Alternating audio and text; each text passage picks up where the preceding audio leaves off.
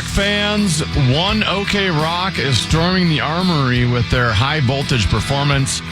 Be there for an epic night of rock on June 7th with special guest Stand Atlantic. Tickets go on sale Friday at 10 a.m. Get the full details now at KFAN.com. Keyword calendar.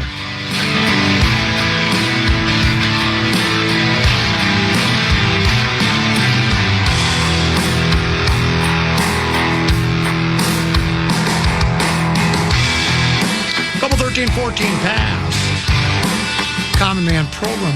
A couple of people have sent text to the Bradshaw and Brian KFAN text line 64686. By the way, we're broadcasting live from the 651 Carpets Plus studios, the climate-controlled 651 Carpets Plus studios. But a couple of people have texted to the Bradshaw and Brian KFAN text line at 64686. Wasn't Correa signed for over $200 million in 2023? He was indeed. I think what the Twitter guy who was following the Twins that had that information about how much money each team has spent in the last two off seasons, I think he means this off season, 2025. Yeah. 24 into 25 and 23 into 24. So, yeah, and they did. I mean, you got to give them that, I guess, that they did sign Correa. But, most teams sign. You have to sign some really good players or you won't sell any tickets at all for the most part. So, but it's just over the last two seasons. And I think they mean, because free agency, how many free agent players are even out there anymore? I mean, we're about to go to training camp, right? Isn't spring training about to begin? I'll find out right now. Well, last year when they signed Carlos Santana, that was late. Yeah. That was later in the offseason. Do Twins pitchers and catchers report?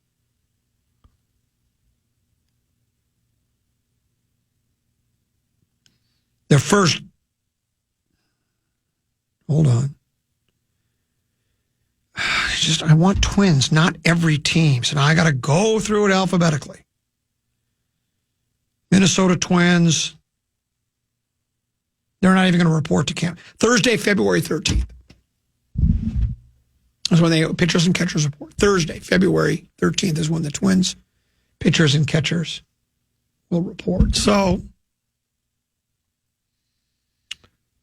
it's hard to get too excited over the club, I think, Teneby, because of the collapse last year. Really, if anything, there have just been subtractions rather than additions. Unless somebody can help me here. Carlos Santana was really good for the Twins last year. Wasn't he one of their better players and one of their more clutch players? I thought he was. And he's been eliminated, and I don't know where else anything they've done to replace him or anybody else. So there's nothing that leads me to believe that there's much to look forward to. When it comes to the Twins. I love this. I love when people pick up on stuff. What was it we didn't talk about last week? Or we did talk about it, and then we didn't bring it up again for a while, and somebody got mad at us? What was it, Teneby? Aren't you going to talk about, what was it? Do you remember what it was? The Vikings, was that KOC winning Coach of the Year? Yes, that's what it was. Same thing. Someone just sent me a text message. Where did it go? Anyway, said, so you're just going to ignore the Brian O'Neill makes the Pro Bowl? And oh boy. Well, I kind of gave him a yawn, and we love Brian. We've had him on our show a couple of different times out at, I think once or twice out at the Toys for Tots broadcast over at Shields in Eden Prairie. And I think we may have had him even once at training camp. It's been 2 times for sure, maybe 3. But this is, addition to it. It's still nice. It's nice recognition. But he wasn't like first team Pro Bowl. No. Lane Johnson of the Eagles. He's got bigger fish to fry, Teneby. He's playing in the big game. So Lane was your Pro Bowl guy, and he said, got other plans. Can't make it. And so then they asked Brian O'Neill, and apparently O'Neill. Do we know his health status, by the way? He got hurt. Was that a concussion? Is that why because he got knocked out like halfway through their loss to the Rams. You know John Daly, you know who he is, right? Yes. Golfer. When he won the PGA championship, he's won 2 majors. I think he's won a PGA and an Open championship. He was the 9th alternate at Crooked Stick. 9th alternate. So they had the 100, and let's say, I think it's a 156-person field. Somebody dropped out. They went to the first alternate. I can't make it. Go to the second alternate. Can't make it. Third, they got to 9th. Daly got in, and Daly ended up winning. If one other player that was an alternate that decided not to show up, decided to play, John Daly would not have been at Crooked Stick. He would not have won a PGA championship, and who knows, we might not even know who he is.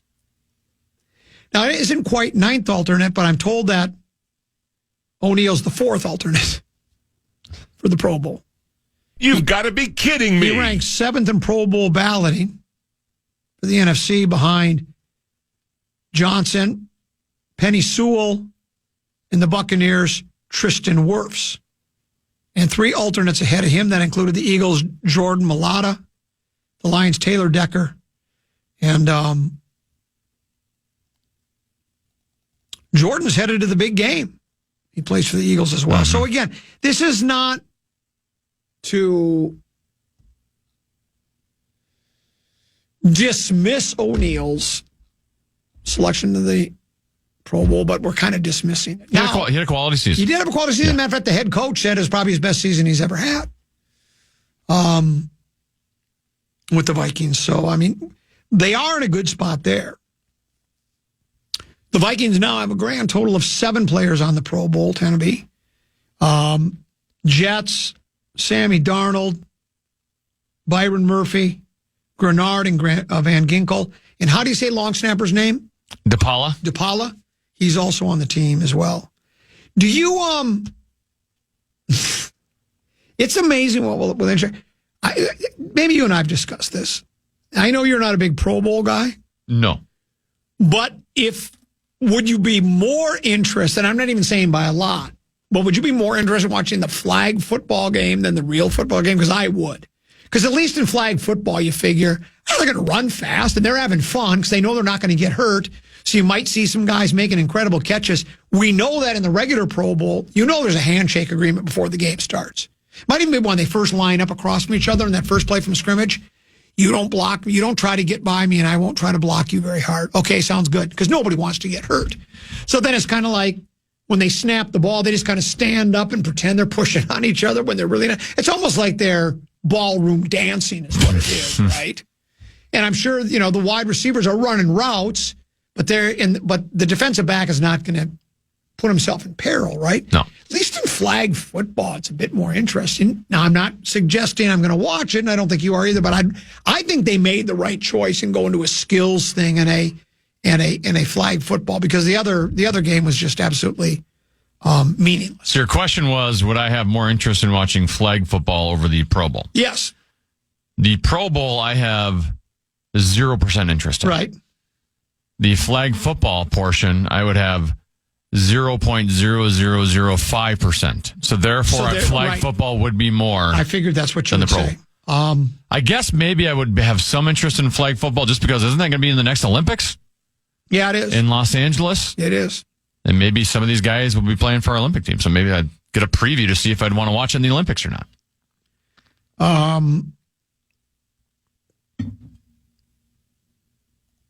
Pro Bowl games are a 2-part event beginning with a skills competition on Thursday night, followed by a flag football game on Sunday. Conferences will be coached by Peyton and Eli Manning on Sunday afternoon at Camping World Stadium in Orlando, Florida. Other events include dodgeball, tug of war, and a punting competition. I'd rather watch KFAN dodgeball than NFL dodgeball. That would actually be pretty fun to watch. There'd be a lot of anger. Yeah, I'd like to participate in that. Maybe we should set something like that on and what could we do with it, Tennessee? We could do Digital. Find it only on the Common Man program page. Digital.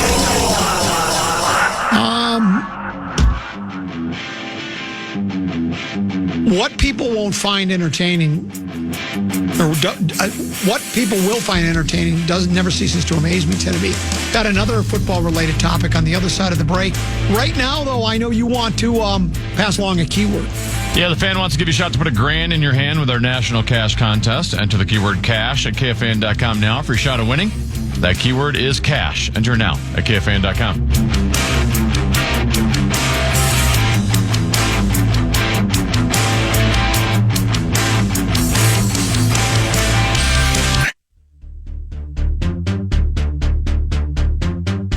Hey, join me, Brandon Molesky, this Saturday at 6 p.m. at Tom's Watch Bar for a KFAN Wild Watch Party. We'll have all the games live on the big screens, including your hometown hockey team, delicious food and drinks, and your chance to secure exclusive KFAN swag, and entering for a chance to qualify for Wild tickets. Get all the details now at KFAN.com. Keyword calendar.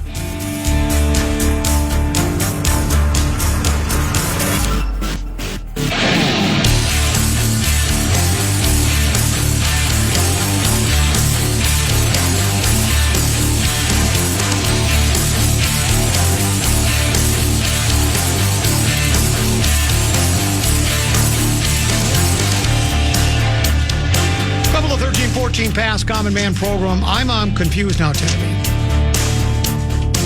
That's just nothing new. Are there more than one Carlos Santana that plays Major League Baseball? I know there's a guitar player I do know that. of ill repute named Carlos Santana. Because someone sent me a text, said Carlos only played 86 games last year. But I look at, and I can't I Googled how many games did Carlos Santana play in last year. I can't find it anywhere, though I do know that. He played 150 games last year. That's what I was going to say, because he had 500 plus at-bats. He had 238, 23 home runs, 71 RBI, and 124 hits. If he did that in 86 games, they should have given him whatever he wanted for a salary. There was no way he only played. Just the fact that he played 150 games, he should get a huge raise. That doesn't happen here in Minnesota. I mean, those are really good numbers, are they not? They're okay. Well, I mean, for a guy that's 36 years old, Sure. you're a terrible team in 38, you're a terrible team in a terrible city. Hitting 23 home runs and 71 RBI and 124. Those are pretty good And you numbers. want to go glove. Yeah. That's the guy I think you should re-sign. Now we're going to probably, someone suggests it's Those guys cost money. It's going to be Edouard Julien competing with Jose Miranda for first place, for first base. Does that give you a lot of hope and excitement? Julien, the guy that we were supposed to be excited about going into last year? Yeah, that's the guy. And then he just got sent down to... Where are we sending him down to these? Oh, yeah, St. Paul. Here's... Oh, did I say... Oh, I guess I said Carlos Correa. Someone heard me. Oh. I meant Carlos Santana. I guess that's my bad on me. Yeah, Carlos Correa only did play 86 games last year. He was out much of the season. Here's a text message that came in, Tennessee. It says, Common Me Boy, why do you think people are hating on the Chiefs attempting to three-peat, but seem to love the Bulls 2+ and the Shaq Kobe three-peat? Well, I can't speak for anybody else. I don't know how many people are hating on the Chiefs. I don't know how many people were hating on Kobe and Shaq, or hating on Tiger Woods when he was winning, or hating on Jordan. You've made it perfectly clear. You are a fan that you like the Chiefs a lot. You like Mahomes because he's so you don't mind if they won the next 6, 7, 8, 9, 10 Super Bowls. Wouldn't matter to you. You would enjoy it. Sure. You would appreciate it. You would embrace it. I think there are other people out there that are like that. To me, the example I gave, and I guess it's a bit strained because I did watch a lot of Rockford Files. I don't watch Rockford Files anymore. I watched every episode like 6, 7 times in a row for about a year period. After a while, even something I really enjoy gets old. So I can only speak for myself, but I think this is for other fans as well. I just want to see somebody different win. I did it when it was Brady. I can appreciate greatness. I know that Mahomes is probably the best individual football player in pro football right now. His career is not over yet. You could even make an argument he might already be the best player other than Otto Graham to play in the National Football League. But I just like a little bit of variety myself. Just tired of the same old story. I would rather see, yesterday's game was wildly entertaining. Someone sent me a text of some sort or it might have been an email. No, it was Suhan. He wrote something like, weren't you entertained by yesterday? Well, yeah, I was entertained by it. It was an entertaining game. Doesn't mean that that's the outcome I wanted. I'd like to see Josh Allen. I think he's a really good player. He's playing for a really good football team. He's been as good a football player as there is in the league. He's been one of the top quarterbacks forever. I don't mind seeing somebody else get their chance at it. Seeing the Bills try to break that 0-4 slump.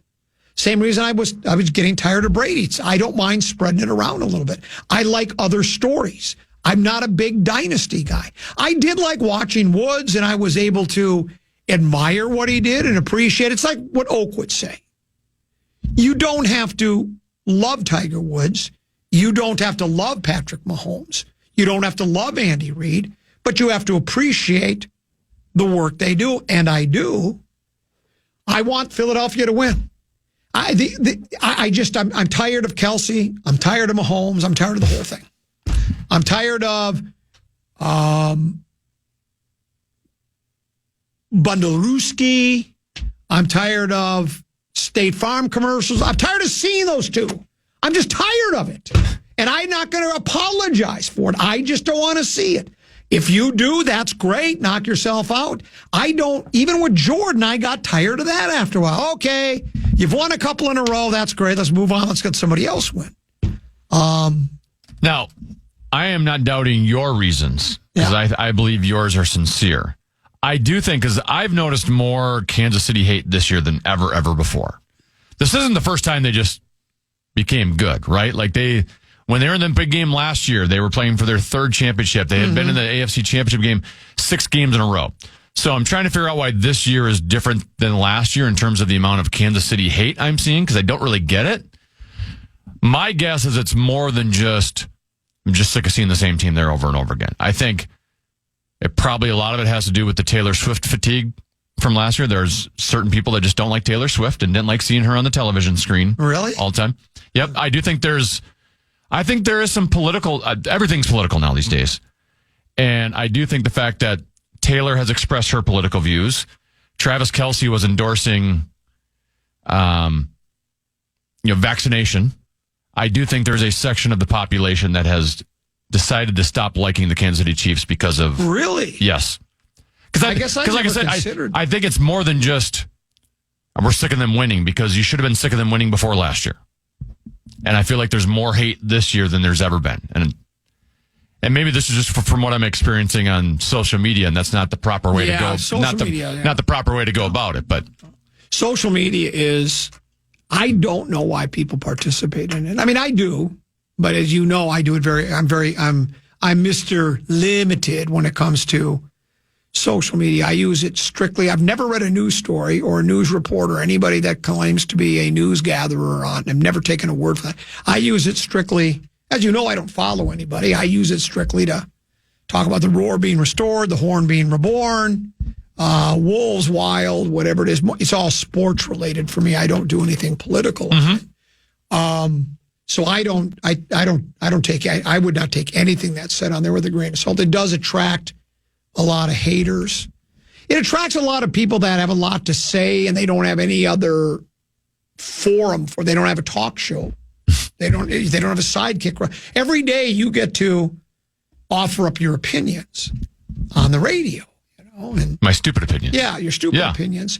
And until social media started, there were millions and millions and millions of people that never got to have their opinions heard or read by anybody, and now they do. And now And most of these And now they're all experts on things. Well, that's it. Yeah.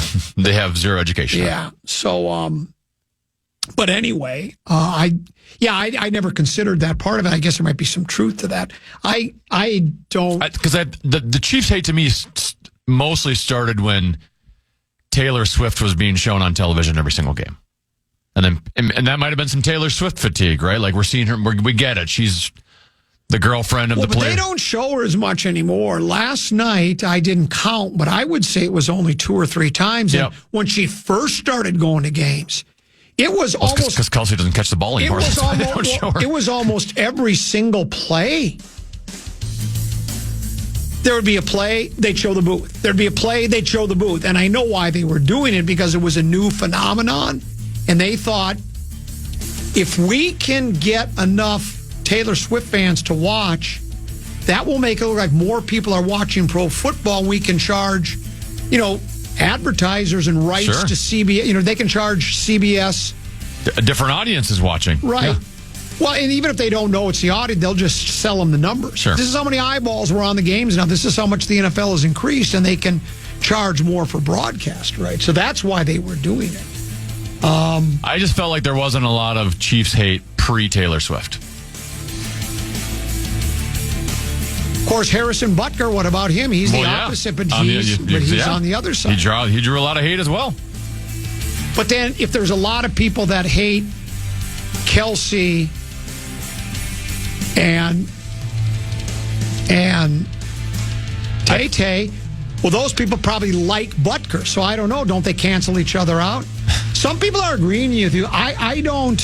I guess I'll just have to take your word for it. It's just my opinion, right? Yeah. I mean, there's no fact to it. It's just a theory of mine. I just find it. See, to me, that's another reason why I'm just puzzled by the way people think. Because I would, if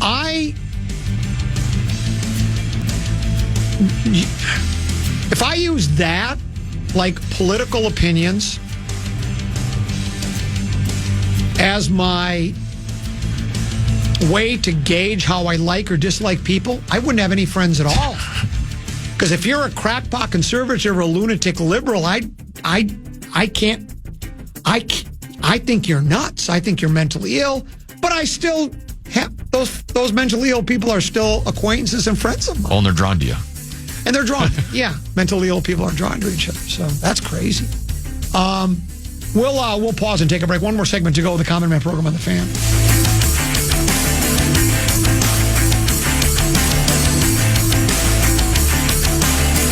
Wolves. You know him from the Bad Boys franchise. Now see him live at Mystic Lake. Actor and comedian Martin Lawrence is bringing the Y'all Know What It Is tour to the Mystic Showroom on May 2nd and 3rd. Check out our contest page now to see how you could win your way into the May 2nd show. That's KFAN.com. Keyword contest to enter. Last segment of the Grum today. Rosen makes his triumphant return tomorrow at 2 o'clock. He's Tenna, I'm Common. Oh, boy. Big Ticket and JG will entertain you beginning at 3 o'clock up until, I believe, 6:30, unless we have word. Let me guess, they get out early again for some game. They're either not starting until 5:30 or they're leaving at 5:30. It's like they have a normal show tonight. We got Wolves on tonight. Yeah. At 6:45. Wolves Atlanta. Those are two teams that don't like each other very much, Tennessee. I'm getting, I wouldn't say inundated with text messages in the Brad John Bryant KFAN text line of 64686, but I am getting a number that I agree with Tenna 100% for all the reasons he cited. There are people here that say there are several people on this air staff that they believe, I'm not going to mention any, and there's no need to. If you listen regularly, maybe you know that there are accusations. There are people on this very airwaves that don't like the Chiefs because of politics. I don't even know the political leanings of any of these guys, other than I guess Kelsey was for. But you know what? I was for the vaccine too. I'm 66 years old. I don't want to die, and maybe I wouldn't die. All I know is they say lessens the chance, so I did it. I do a flu vaccine. I did polio. I did whooping cough. Avatar. Avatar. I've done mumps, rubella. I've done all of those vaccines. I wish they'd come up with a new vaccine just so I could take it against anything. It doesn't matter to me. Not afraid of vaccines. I personally believe vaccines can be, they have a positive impact for the most part. At least they do for me. At least that's what I want to believe. So I would never. And so my point is, Kelsey was promoting COVID vaccines. You would think that would, well, then I want Kelsey to win. I'm tired of Kelsey. I'm so tired of him. I'm tired of all these players that after every play, they've got to celebrate as if they've just won the big game. The defensive teams that run to the end zone are the ones that just drives me insane. Again, am I losing sleep over it? Should I think they shouldn't be allowed to? No. Go ahead. Knock yourself out. I'm just not entertained by them. Kelsey, by the way, should have been called for an unsportsmanlike. Oh, he does it all the time. All the time. You know, when one of his teammates was it a Mahomes touchdown? It was a Mahomes touchdown run where he kind of ran over the guy at the line of scrimmage at the goal line, and then Kelsey got in his face and started if that's not unsportsmanlike, right?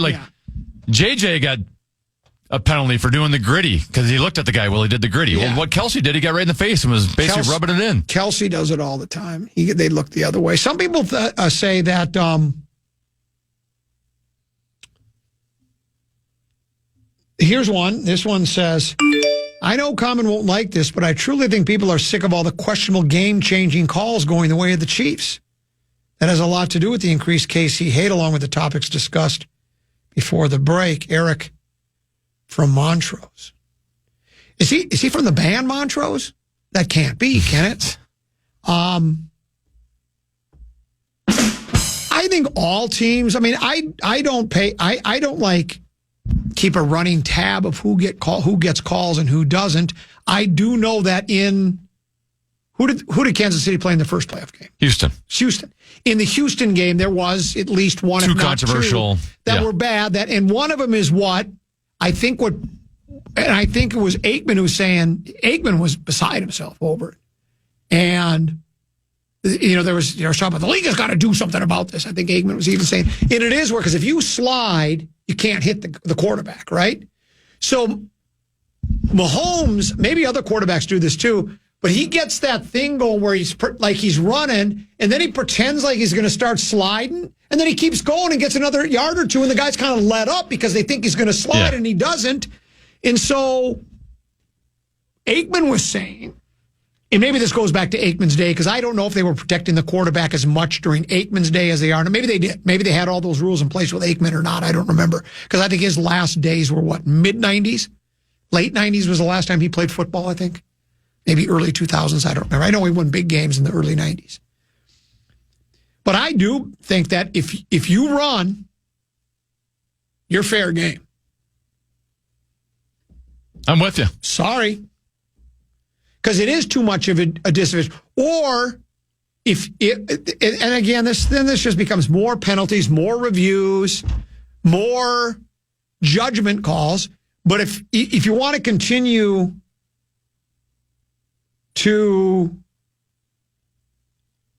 if you're going to continue to let quarterbacks slide and you can't touch them, well, then you do have to have a judgment call of no, you were instigating a slide and didn't. That's a 15-yard penalty going back the other way. That's what they have to do, and then quarterbacks would stop doing it after a while, I would think. But again, that would be a judgment call. Was he really showing a slide? Well, you know what? If you're leaving it up an official to make a judgment call, you better not do it then, because an official on a judgment call, you're putting it in his hands, or you better just be a really good actor.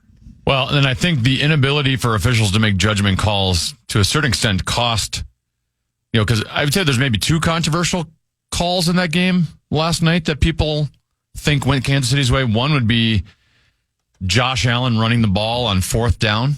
Mm-hmm. And it looks like the ball's right at the first down marker, but it's hard to tell. So they called it short, and both Both referees coming in from the side. One looked like he was giving it to him. One's on one side of the line, one's on the other side of the line. They end up placing it down, and then they go to replay. But the problem with the replay is when there's a big huddle of guys there, you can't tell where the ball is. My guess is it was a first down, but you can't overturn it because you can't see where the football is because there's too many bodies there. My dad, this is back in the 60s. I'll never, there's certain things you hear from mom, dad, neighbor, friend, whatever, that always stick in your head. My dad back in the 60s said the placement of the football and the chain thing is the most preposterous thing he'd ever seen in pro, because you just don't know, and you really don't. There's no other way to do it. I get it. There's no other solution. You can't have a drone hovering over the top, or I guess you could put a microchip in the ball and then have microchips on each yard line or something. But yeah, my old man said that back in 1968 or 69. He said, so it was the most ridiculous thing I've ever seen in my life. Greg Coleman on the Vikings broadcast all the time used to talk about, he gave him the left foot, right? So you run out there and you go to place the ball. Well, do you choose to place the ball on your left foot or your right foot? And that has an impact on where the ball's going to be placed. Yeah. But yeah, how do they come to an agreement when one side judge is on this side of the line, one's on this side of the line? Like, how do they decide who's going with who there? They just meet in the middle and compromise? What do you do there? Here's another one of these text messages.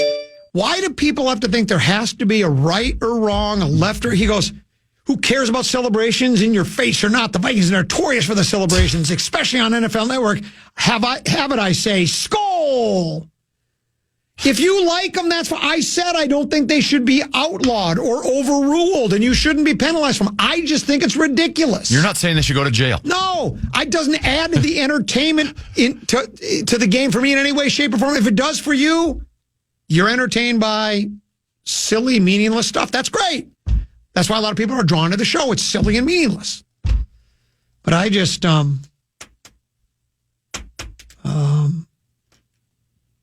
there was someone else who said, and this is a good point. I want to find, I'd like to read it exactly word for, here it is, right here. This is from Patty in Otsego. So for all the Chiefs haters, how would you feel if it was the Vikings vying for a three-peat? Would that be okay, or would you be tired of seeing them win? This is Kelsey, Taylor, Mahomes aside. For the record, I'm also tired of all the TV commercials, especially State Farm. Well, there certainly is a difference when it's your team than a different team. There's some envy and jealousy. I think most Viking fans, me being a Viking fan and a Lion fan, I would like to see a couple of championships. But I will say this. I've recanted this tale many times, so bear with me. But I think it's valid to bring it up now. When the Detroit Tigers won the 1968 World Series, that was the best feeling I ever had as a spectator with sports. I was 10 years old, fourth grade, Mrs. Grouse's class, in my Detroit Tigers, the team that I rooted for. Again, I've told you why. I was born in Detroit, moved away early, but I just felt as a kid, I'm not very bright. Well, that's where I was born. That's where my loyalty should lie. Detroit then made the playoffs in 72, and I must have been about 14 then. And there I was starting to not care as much about sport. And it was the next year I started hanging out with my Haight-Ashbury guys. And then I completely got away from sports. I didn't watch any sports late 70s through the early to mid 80s, other than high school sports doing play-by-play. So when the Detroit Tigers won in 1984, I didn't care. They already won in 68. I don't care about the Tigers anymore. I didn't even really care much about the Pistons or the Red Wings, but they were from Detroit, and once they won it once,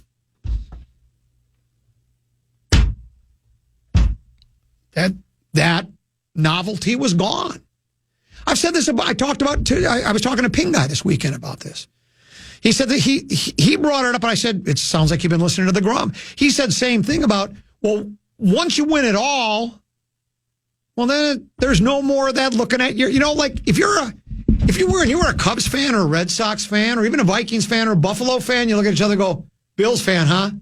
You give that little wink, that knowing nod about how bad it's been, and wait till next year. You always have that. Now, some people would rather not have that. I kind of find it comforting. I do. Now, I did admit last year when the Lions got to the NFC Championship game, I said, well, I can't root for the Niners, so I guess I really do want them to get to the big game.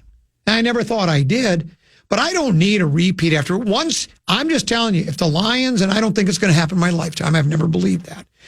Even the Vikings, if the Vikings and the Lions were ever to get to the big game and win it, my interest level I'd still watch football and but my interest level and rooting level would diminish. Would it for you or not? Well, I was going to go in a different direction. Okay. Do you think sometimes it would be better to just grow up in an area that didn't have any sports franchises? Well, there's that. Where you could just pick and choose the team that you're drawn to? Because my experience was, the North Stars left in the early 90s. So through a lot of my rubedom of playing hockey, I didn't have a professional franchise here. I was drawn to the New Jersey Devils. I liked Martin Brodeur. I liked Scott Stevens, Scott Niedermeyer, Neil Broughton, Billy Guerin, now our GM. But I got to cheer for the team that I was drawn to, and I got to cheer for a team that was in the playoffs and actually, they won a couple Stanley Cups. And I have great memories of that. Whereas when you grow up in a market where you got your Twins, Vikings, Wild, and Timberwolves, you feel like you're forced to be loyal to your community. Yeah. And now I'm with these guys thick or thin, when I'm really not necessarily drawn to the personalities of this team more so than any other team. Right. You know what I'm saying? Right. No, I know exactly what you're saying. Well, it's like the joke I always do that, well, my team always wins the big game. At the 2-minute warning, I pick whoever team is winning. I root for them for the last 2 minutes of the game, and my team wins the world championship. There's something to be said. That's why in 68, because baseball was my favorite sport, and the Tigers are my favorite team. You've heard me recite it. I did it to Baldelli out here the other day. Baldelli just stood there with his eyes glazed over and his jaw agape as I started recanting. I didn't stop talking for like 3 or 4 minutes. And I just kept talking really, really fast. And I went over the whole 1968 World Series with him. And that's how much it meant to me. It was the most exciting. Matter of fact, the next year, I put a scrapbook together because I was going to document the 69 World Series. I wish I'd done it in 68. I didn't see it coming. My dad bought me a scrapbook, and we would get the Fish Wrap Factory West Side. I think we got I don't know if we got the morning, because remember back in the old days, the Minneapolis Tribune was the morning, but they had a morning and an afternoon paper in this town. One came out in the morning, it was the Minneapolis Tribune, and then the Minneapolis Star came out in the afternoon. Same writer, same papers, same printing press. And anytime there were Tiger stories, I would cut them out and I would tape them in my scrapbook. I wish I still had that. About halfway through the 69 season, I could see they weren't going to do anything. I stopped putting things in the scrapbook. But that's how much it meant to me as a kid and what the team meant. So, yeah, rooting for teams that you are either attracted to because you don't have one in your town growing up, like you said, or if it is your favorite for whatever. Because I like the Lions and Chiefs because I'm drawn to the way they play. I think they play. They're entertaining to me. Speaking of that, did you see how many times? And I guess he's been doing it all year. Danny Quinn has been going for it on 4th down. Yeah. Do you think Campbell kind of started that whole thing, or had that been going on before him? I've been going on to his. He did it at another level. Yeah, we were starting to trend that way of more teams realizing, maybe the analytics are right. We should be going for it in these situations. Because they went for it on.